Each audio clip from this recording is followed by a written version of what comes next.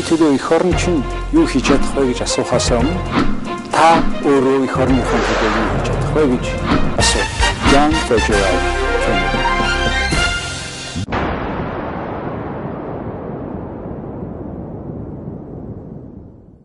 Сайн байцгаана уу хүнд үзэгчдээ. Манай өнөөдрийн дефактоны нэвтрүүлгийн зочноор Лондонгийн Хөрөнгийн Биржийн захирал ноён Завиер Роле оролцож байна.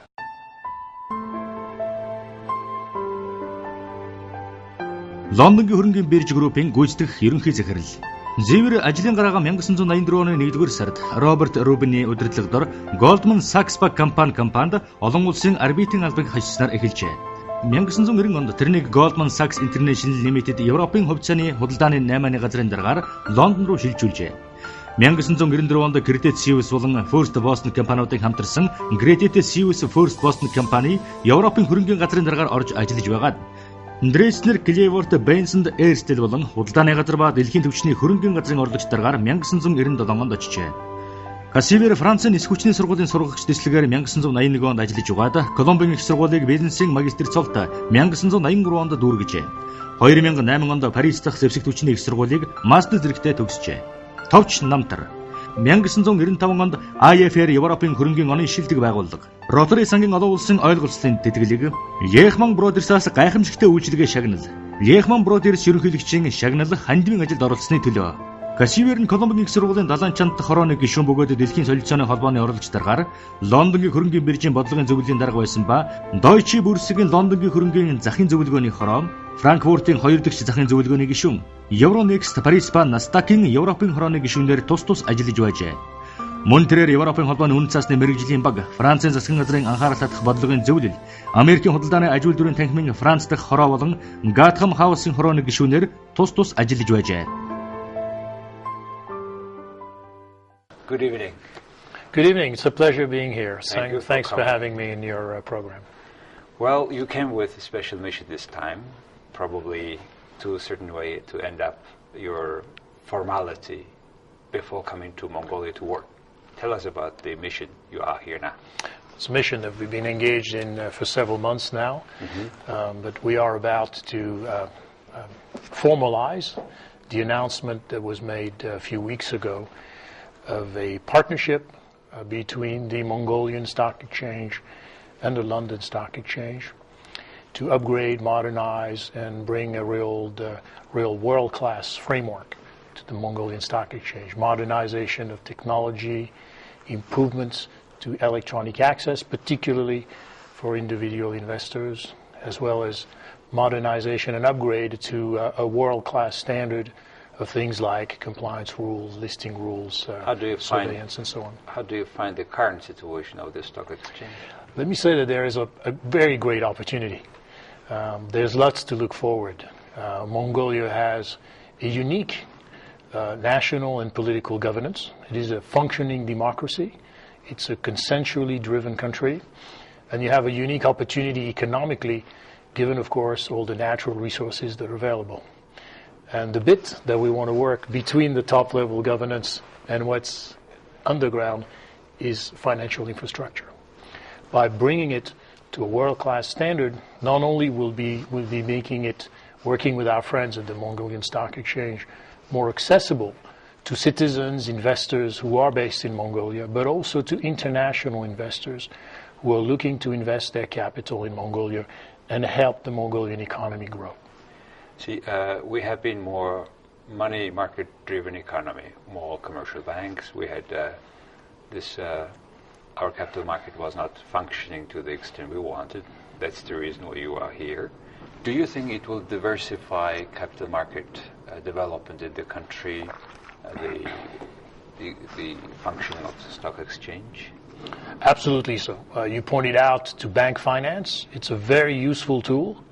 But it's even better to have more than just one way of financing companies, of financing infrastructure spending, of effectively monetizing the natural resources. And what stock exchanges do is they provide a very cheap, efficient channel for investors to entrust their capital to entrepreneurs, to companies, or to government who are seeking to sell national assets. So it's an additional funding engine, if you want. So the surplus unit in the society will have another channel now, other than just bank deposit, to invest in possibly with higher return on investment. It's a diversification strategy.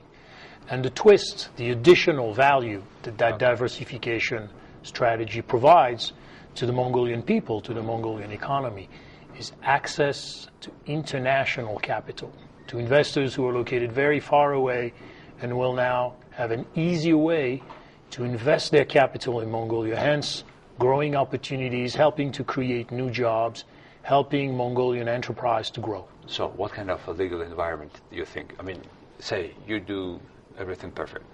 Will it work? What kind of legal improvements you think? Obviously, without those environments, whatever the first-class machine maybe may not work. What are those things you think, your people think, that we should do it? Well, the most important thing you already have. That's something very, very precious. You have a rule of law, consensual or consensus-based governance model.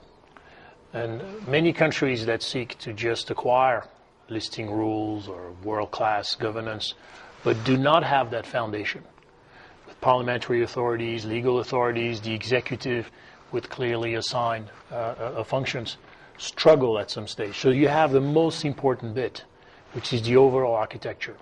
What we're looking to do, working closely with our friends at the Mongolian Stock Exchange, is to bring the actual technical regulation, rules about surveillance, rules about compliance, the regulatory environment, listing rules, to a world-class standard. So it's really a technical upgrade, effectively, or a technical modernization, but which is very important because it creates a framework for investment that all can understand, be they individual investors or very large institutions, and also foreign investors. Everybody is treated in the same equal and fair way. Well, we hope that technically it will provide this fair, equal way of chance for everybody. Well, we've been doing it for 210 years at the London Stock Exchange, and I think the opportunity in Mongolia is to use that experience, to use that savoir-faire. Let's talk a little bit about London Stock Exchange before we go to other details. So you are in charge of one of the oldest and largest stock exchange in the world. How you ended up with your position? You have been working with Lehman Brothers, Goldman Sachs, what is this like there? Well, before being an executive working for the stock exchange, I was a customer. So when you're on the other side, it gives you a very good opportunity to assess competitively where the best service is. And in particular, as you mentioned kindly with some of the investment banks I worked for in my past, I was responsible for global trading businesses, equity trading businesses. So I've had a range of experience comparing the way exchanges work, for example, in the Americas versus Europe, but also Asia. I've been involved with exchanges all my life. And that's important because when you go on to the other side, when you go through that wall, you can take with you the assessment of what is critical, what do clients, what do customers want first and foremost. And very much what I'm doing now is seeking to continue to improve the model to make it very workable, very friendly to our customers around the world. What is the London Exchange is famous for? Like American for certain things, Canadian, Toronto, we believe this is more mining. You are with more foreign exchange. How do you define that? We have several things. Of course, it is a great platform for companies to raise money, international companies, as well as a very, very important segment, which is often overlooked by investors, which is the small and mid-sized companies. This is an area that we're expert, in fact, world expert in. We have the largest and operate the largest pan-European government bond platform, as well as the two largest corporate bond platforms. So we are also a fixed income specialist. Largest in the world? Largest in Europe. In Europe, okay. It's a platform called MTS. So on the fixed income side, we also have that expertise of matching capital with pools of issuers. We operate the third largest derivatives and the third largest clearing platform. Clearing and settlement is another area in Europe. is another area that is often also overlooked, which is very important, and where I think here in Mongolia there's a real opportunity by bringing much closer together the exchange, the clearinghouse, and the depository and custody operation, by bringing them under the same roof to build a very efficient, very modern exchange, if you want, company or exchange infrastructure. So these are some of the things that... Mongolian companies are listed with you? They are at the moment. A very small number of Mongolian companies are listed on the London Stock Exchange. I think there's a potential, a huge potential, in fact, for these companies to list right here in Mongolia. And what we can do, and we believe will be critical in the future, is that we can bring additional capital in a cooperative, not in a competitive environment. See, Mongolian companies who list in other Asian exchanges... The good synergy for them, huh? Well, effectively, if they list elsewhere in Asia, the liquidity is going to go to Asia. It's not going to help build the Mongolian Stock Exchange. But in a faraway location like London, there is no competition. In fact, it's additive. We add additional liquidity. We don't compete with the Mongolian Stock Exchange. So those companies listed in London Stock Exchange can have, Mongolian companies can also be listed in Mongolian Stock Exchange. Technology-wise, it will make it... It will be the same technology. Very cheap, very efficient. When they account of market capitalization of Mongolian companies, say listed in London, later on in Mongolia, would it be added to each other, or? Well, I think in terms of individual companies, yes, the capitalization will be an aggregate capitalization. But the way that Mongolian companies will benefit is that the investors are going to be different. So the liquidity is going to be much higher than if they were only listed in Mongolia. And that, of course, will benefit Mongolian investors as well as international investors. Well, then, when, say, Mongolian Stock Exchange works in the way it should work, technically everything, infrastructure is there, then, say, companies who are listed in Hong Kong today... can come back here to Mongolia. Come back, or dual listed? Well, we think it's much better if they come back to Mongolia. Because an investor based in Asia, if they have the choice for the same company between two markets, the Mongolian market and Hong Kong. Operating in the Mongolian market, yeah? Yeah. Let's say an investor, let's say an international investor based in Singapore, and they want to trade a Mongolian company in Asian time. If that company is listed in Mongolia, in Ulaanbaatar, and is also listed in Hong Kong, the liquidity in Hong Kong is a much more liquid exchange at the moment. We want to change that. So they're going to invest in Hong Kong. So by dual listing in the same time zone, you're helping exchanges in Asia that compete with the Mongolian Stock Exchange to grow their liquidity using Mongolian companies. That doesn't seem right to us. What we want to give the opportunity to Mongolian Stock Exchanges to take those listings back and hold what we call the primary liquidity, which is the bulk of trading. So that means instead of the people raising the capital there, they will raise here. Those who want to buy there can buy here because they have the same platform, same infrastructure. Exactly.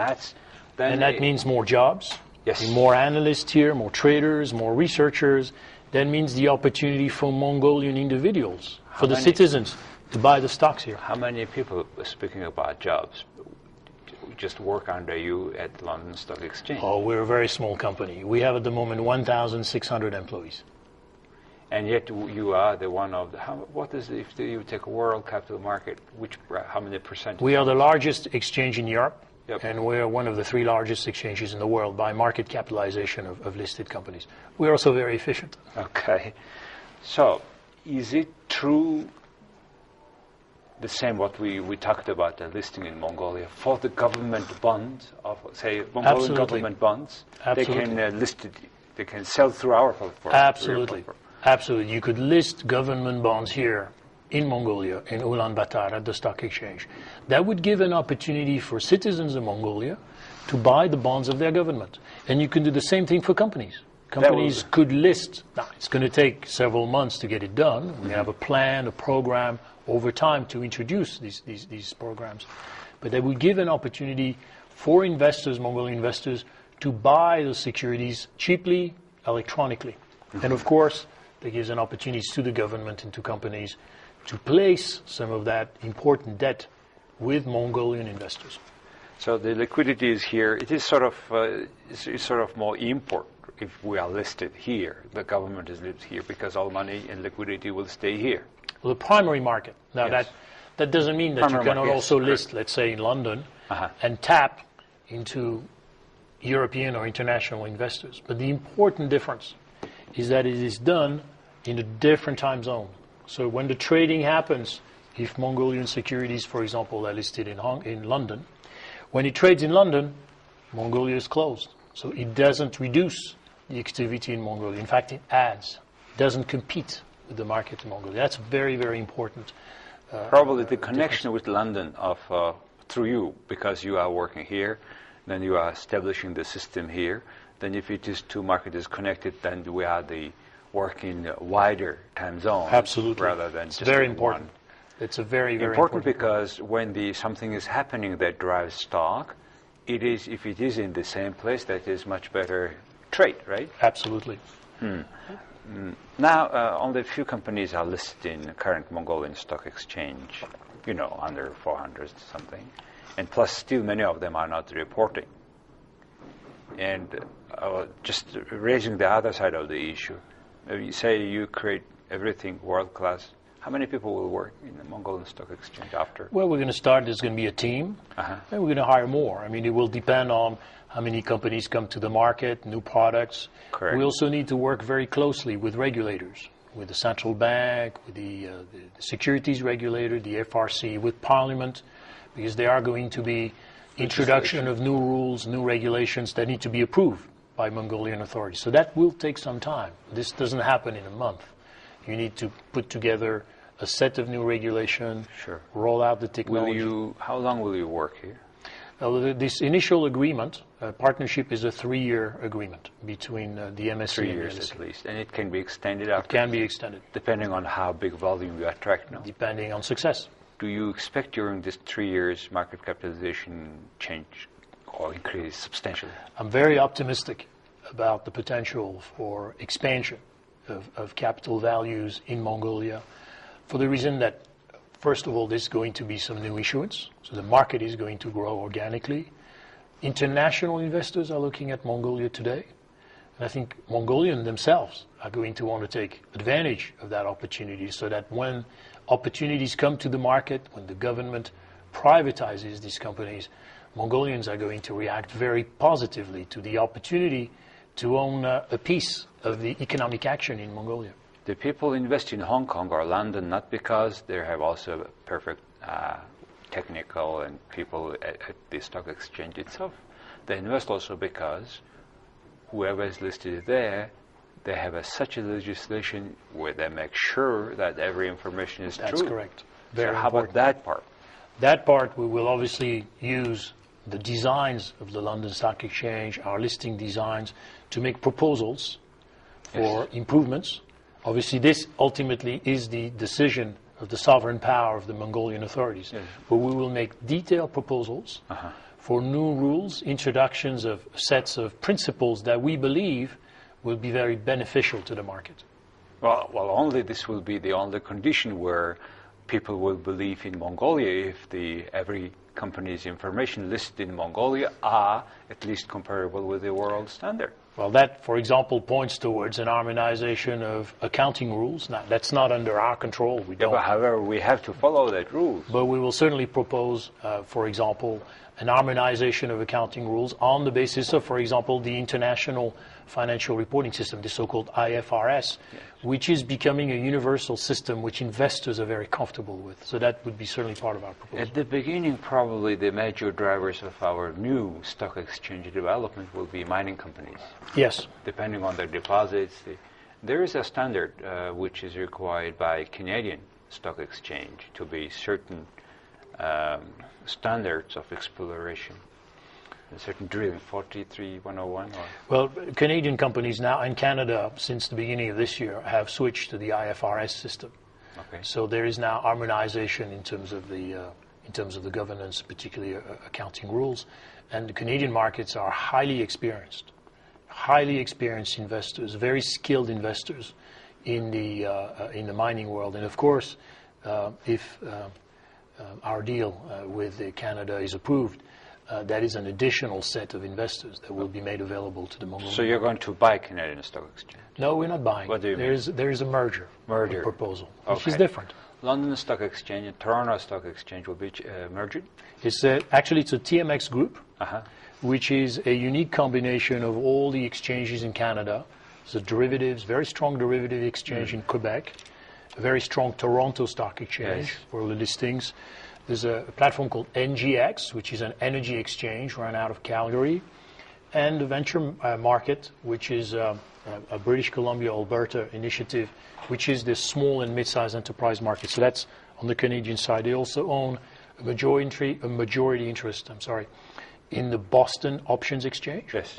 And of course, the LSE group in Europe is the LSE PLC, Borsa Italiana, the Italian stock exchange, a number of fixed income platforms, and pan-European equity and fixed income platform. One is called Turquoise for equities, MTS for bonds, clearinghouse, a settlement house, and of course Millennium IT, which is a Sri Lanka-based IT and software company specialized in exchange technology. That means, in a way, through you, we are accepting those culture standards.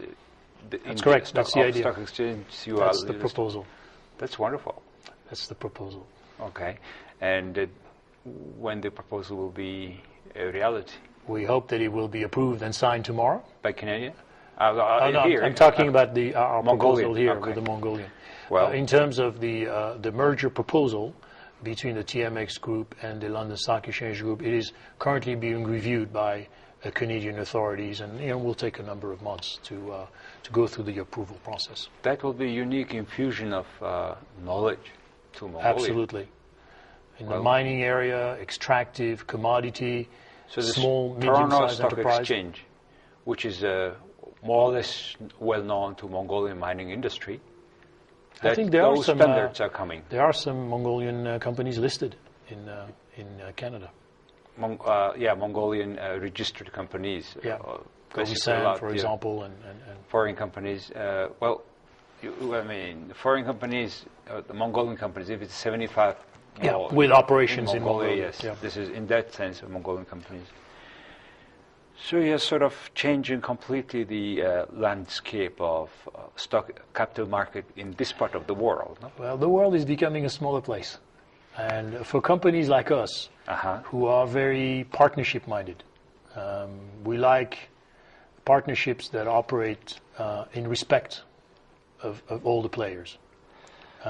This is a real opportunity. There was, now let's go back to the stock exchange. There were certain announcements that some up to 50 to 70 Mongolians will be trained in the war in Europe somehow to be a part of Mongolian stock exchange. What is this about? We have planned as part of this master agreement 10 weeks of training. I'm not going to go into the details. I'm not sure that will interest your listeners. But we will provide training specifically in exchange area from compliance regulation to facilitate the introduction of this new technology. It's very important. Will they be certified, those who will study there to work for this? Well, there will be a process, so there will be a qualification at the end, and depending on what the qualifications are. Some will be more formal, others will be more practical. Tell us about this IT system. There were some remarks in Mongolia about the IT system, and give us a description of your IT platform of Mongolian Stock Exchange, future Mongolian Stock Exchange. Well, actually, the IT platform itself comes from Millennium.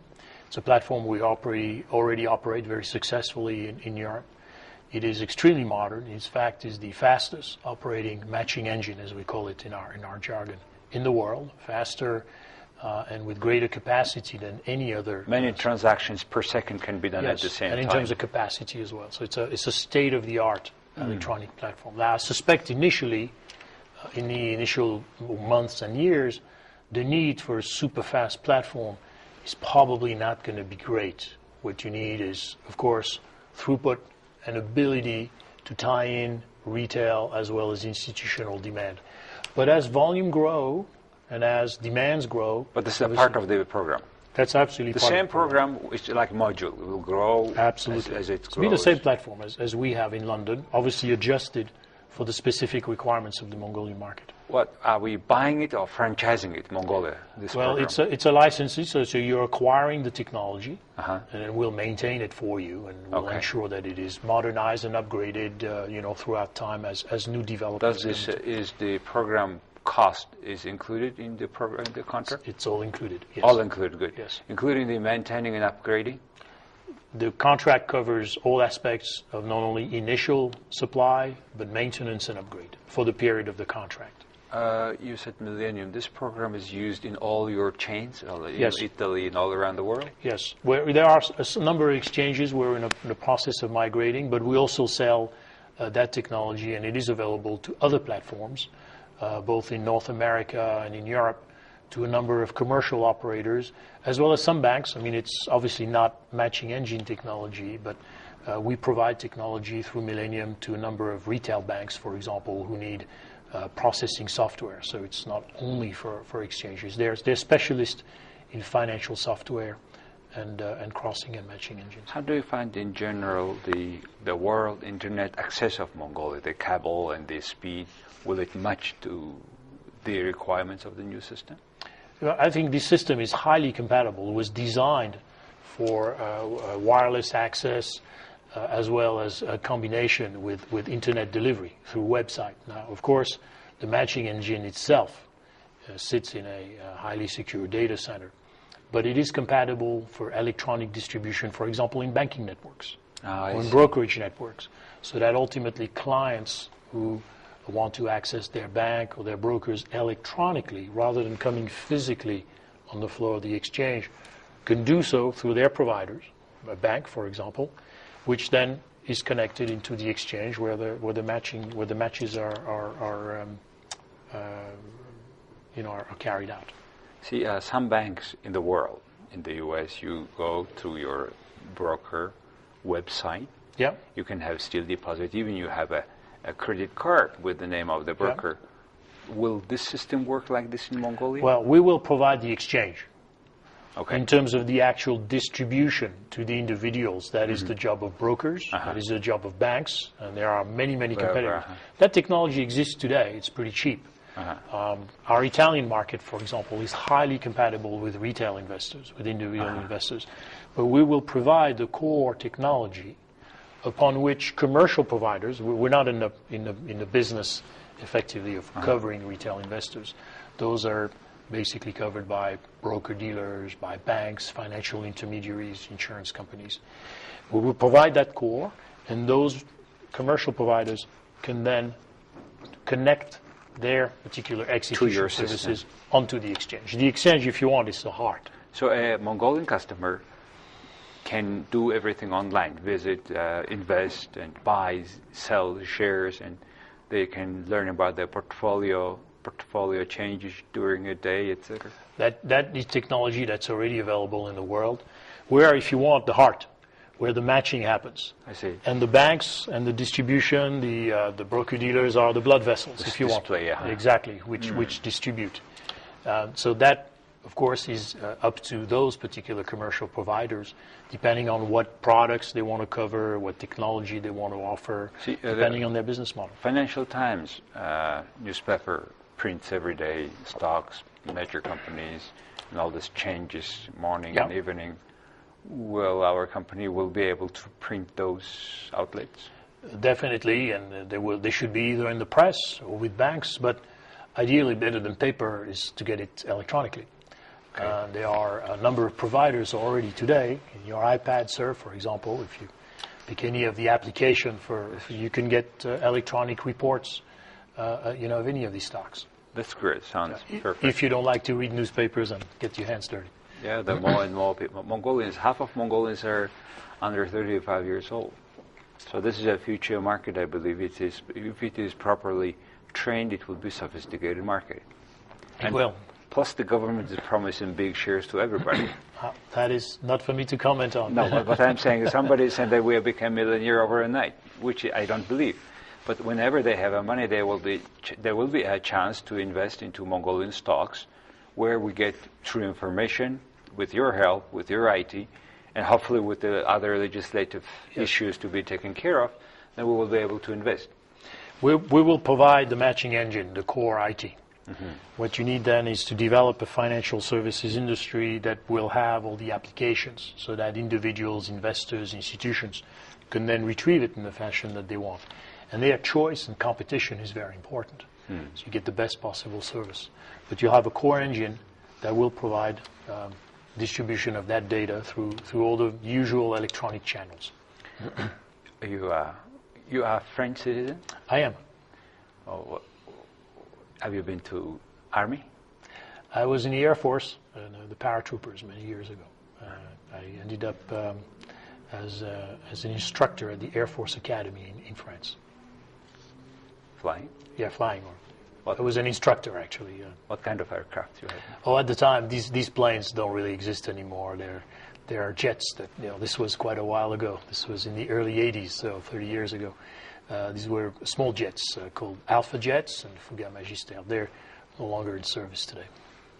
But do you have license? Not anymore. I've not maintained it. There's many things I can't do anymore. The life of the stock exchange manager is quite a busy one. But I do enjoy flying. You are one of those people who is spending half of their life on board of aircraft. How do you find it? Well, I enjoy flying. And yourself and you being flown. I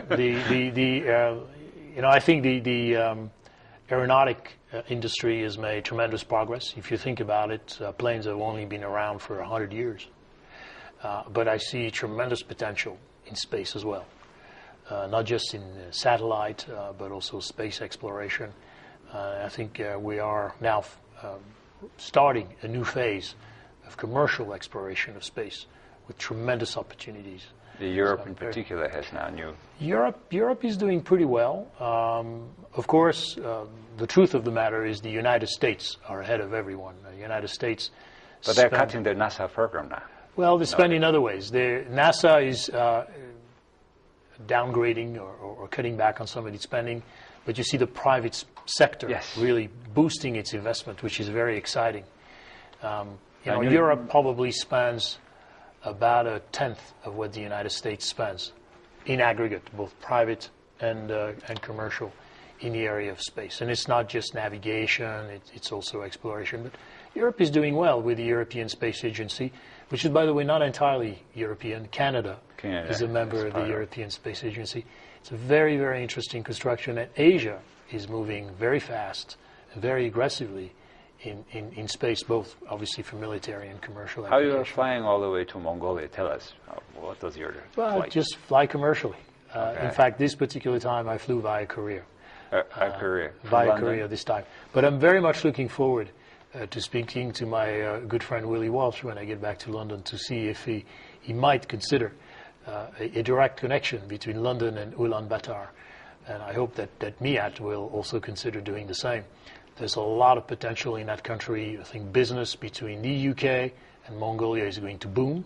And there should be some good opportunities for airlines. Well, that the very fact that London Stock Exchange comes to this country, making serious fundamentals of our future great capital market house, I hope very much, and our audience too, I hope very much that it will be bringing more other businesses, including direct flight between London and Ulaanbaatar.